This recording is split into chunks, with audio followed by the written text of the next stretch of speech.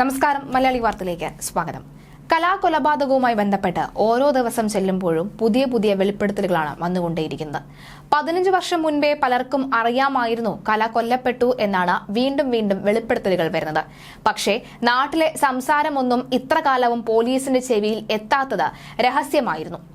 ഇപ്പോൾ ഈ ഊമക്കത്ത് കിട്ടിയപ്പോഴാണ് പോലീസ് അറിഞ്ഞത്.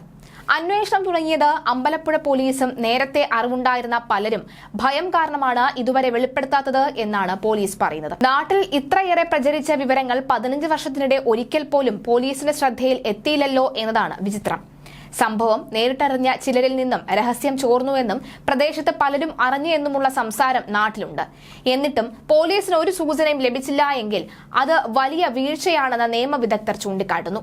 തദ്ദേശ സ്ഥാപന ജനപ്രതിനിധികൾ ഉൾപ്പെടെയുള്ളവർക്ക് സംഭവത്തെപ്പറ്റി അറിയാമെന്നാണ് പോലീസ് കരുതുന്നത്. ഇതിൽ ചിലരോട് പോലീസ് സംസാരിച്ചിരുന്നു. 15 വർഷം മുൻപ് രാത്രിയിൽ കലയുടെ മൃതദേഹവുമായി പ്രതികളെ കാറിൽ കണ്ടു എന്ന് കഴിഞ്ഞ ദിവസം ഇരുമന്തൂർ സ്വദേശി സോമൻ വെളിപ്പെടുത്തിയിരുന്നു. ഇക്കാര്യം നേരത്തെ പോലീസിനോടും പറഞ്ഞതാണ് എന്നും സോമൻ അറിയിച്ചു. അത് പോലീസും ശരിവെക്കുന്നു. സുരേഷ് കുമാർ എന്നയാൾ മൃതദേഹം മറവു ചെയ്യാൻ സഹായം ചോദിച്ചു എന്നാണ് സോമന്റെ തുറന്നു പറച്ചിൽ. കുട്ടമ്പേരൂർ മുട്ടേൽ പാലത്തിന് സമീപം കലയുടെ മൃതദേഹം കുഴിച്ചിട്ടു എന്ന് സുരേഷ് കുമാർ തന്നോട് പറഞ്ഞതായും SNDP യോഗം മുൻ ഭാരവാഹിയായ വി മുരളീധരൻ പോലീസിനോട് പറഞ്ഞിരുന്നു.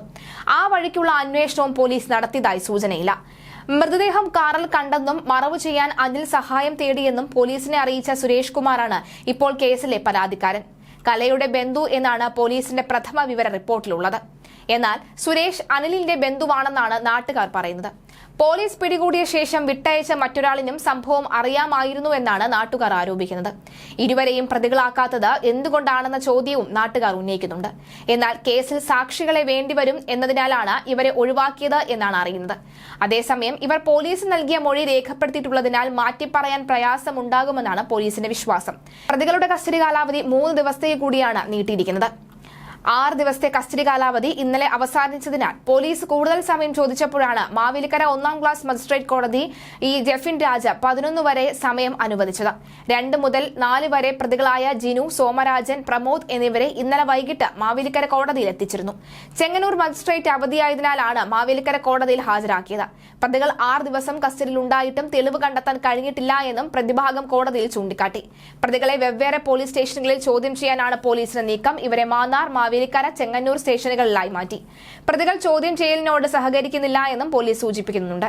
തെറ്റായ വിവരങ്ങൾ നൽകുന്നു എന്ന സംശയവുമുണ്ട്.